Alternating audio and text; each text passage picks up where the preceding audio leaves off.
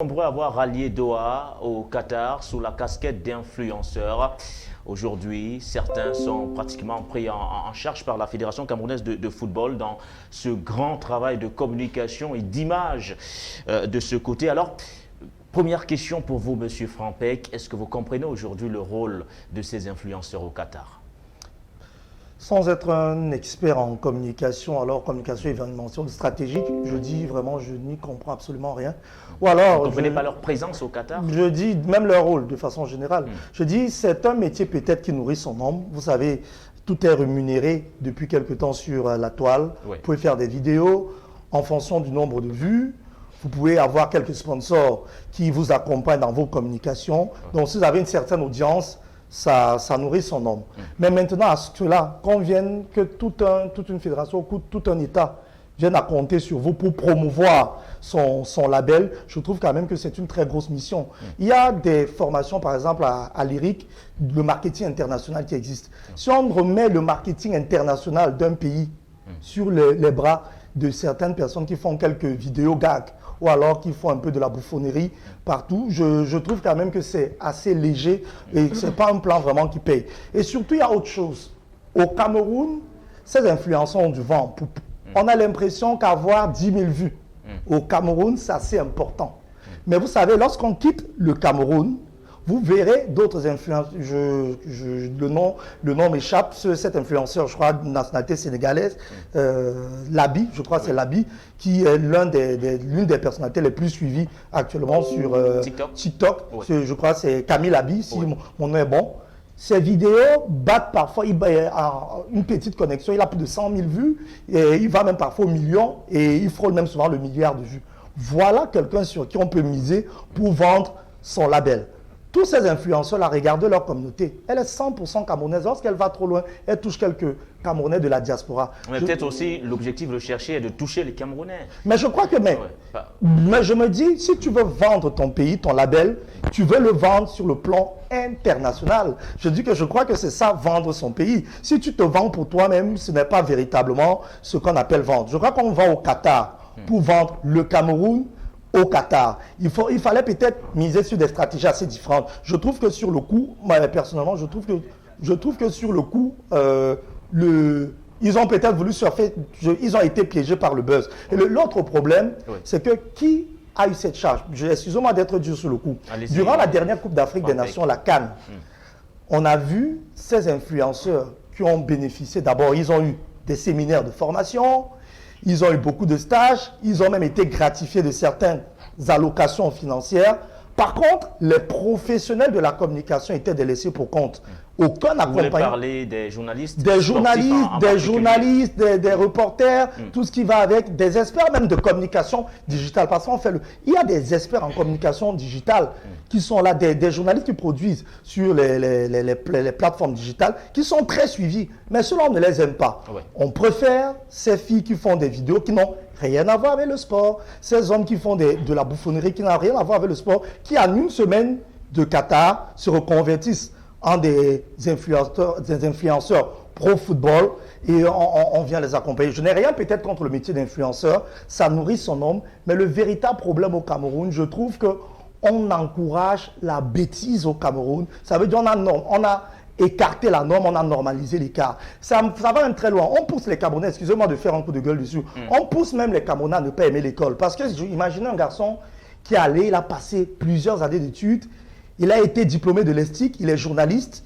il veut aller couvrir une Coupe du Monde, il n'a pas la possibilité puisqu'il travaille dans un média qui n'a pas beaucoup de moyens comme la plupart des médias camerounais. Mais à côté de lui, il y a un garçon qui tous les jours, devant son téléphone, fait quelques gris-gris et lui bénéficie vous appelez ça des gris-gris? Je dis, il bénéficie d'un accompagnement, il atterrit au Qatar. C'est vrai que c'est pour le bonheur de sa famille, mais personnellement, je ne vois pas la plus-value que ça apportera au Cameroun. La présence donc des influenceurs camerounais du côté de Doha actuellement qui ne fait pas l'unanimité selon vous, Frampek. Yvan Kamoua, quel est l'impact de ces influenceurs aujourd'hui, aussi bien sur le plan national que sur le plan international? Je parle bien des influenceurs camerounais présents du côté de Doha au Qatar. Il n'y a aucun impact. Il n'y a aucun impact si ce n'est susciter la curiosité de quelques touristes qui sont venus du côté du Qatar pour regarder les matchs, parce qu'on a vu sur quelques vidéos quelques supporters d'autres pays qui s'arrêtent, qui voient des personnes grimacer et qui, le temps de ces grimaces-là, sortent leur téléphone pour capturer l'instant. Mais au-delà de ça, moi, je ne vois pas ce que ça apporte. Et Franck Peka dit tout à l'heure qu'il ne comprend pas. Moi, je comprends. Allez-y. Moi, je comprends parce qu'en réalité, la logique de la Fédération camerounaise de football, ce n'est pas de mettre en avant le Cameroun, non. Ce n'est pas de mettre en avant l'image de la Fédération ou l'image du football camerounais parce qu'il y a d'autres personnes qui incarneraient mieux cette image. Il y a des artistes, il y a des footballeurs camerounais de renom qu'on aurait pu faire ambassadeurs. Mais parmi ces influenceurs, il y a quelques artistes qu'on reconnaît. Gabriel Nangib, par exemple, a fait... c'est un artiste. Il fait également quelques... Vous avez l'impression que Mm. Gabriel Nangib, en termes de notoriété internationale, fait partie des Camerounais les plus célèbres qui pourraient porter le label Cameroun. Je ne sais pas si cette vidéo de l'artiste humoriste Oga, vous l'avez vue. Bien sûr, Où il qu'on dit voit que, ces productions qui nous viennent du Doha actuellement. où il dit nous sommes ici grâce au président de la fédération, c'est lui qui a payé notre transport, c'est lui qui a payé notre logement, c'est lui qui a fait ceci, c'est lui qui a fait cela. En réalité, c'est ça. Donc quand Frappé dit qu'il ne comprend pas, moi je comprends. Parce qu'en réalité, la fédération n'est pas dans une logique de mettre en avant la fédération ou de mettre en avant l'image du Cameroun. Mais ils sont dans une logique de mettre en avant l'image d'une personne. Ils sont dans la personne, dans la déification. Vous verrez que essentiellement, tous ces gens qu'on qualifie d'influenceurs, parce que pour moi c'est un terme qui est vide de contexte, je ne sais pas ce qu'il signifie influenceur. Et c'est un concept apparemment qui est en train de prendre de l'envergure. Dans les pays sérieux, je ne sais pas si aux États-Unis on parle d'influenceurs. Et je ne sais pas qui est influenceur ou qui ne l'est pas. Mais pour revenir à ta question, si vous jetez un coup d'œil sur la page, sur les pages, sur les réseaux sociaux de ces différentes personnes, vous verrez qu'ils passent difficilement une journée sans parler du président de la fédération. En réalité, on a réuni un ensemble Ça veut dire quoi? Pour devenir influenceur aujourd'hui, il faut faire l'apologie du président de la Non, fédération. Il faut faire l'apologie d'une personne en public. Le président de la fédération se sert de ces personnes dont Franck dit qu'ils font de la bouffonnerie pour mettre en avant son image. Parce que si c'est l'image de la fédération qu'on veut mettre en avant, il y a d'autres façons de faire. Et vous ne verrez pas systématiquement des humoristes, des influenceurs, en train de dire nous sommes ici grâce au président de la fédération. Vous voyez qu'il y a toujours le nom du président de la fédération qui revient. Sur d'autres lieux, moi j'ai eu l'habitude de regarder même les vidéos qui sont faites, qui sont publiées sur les pages de la fédération.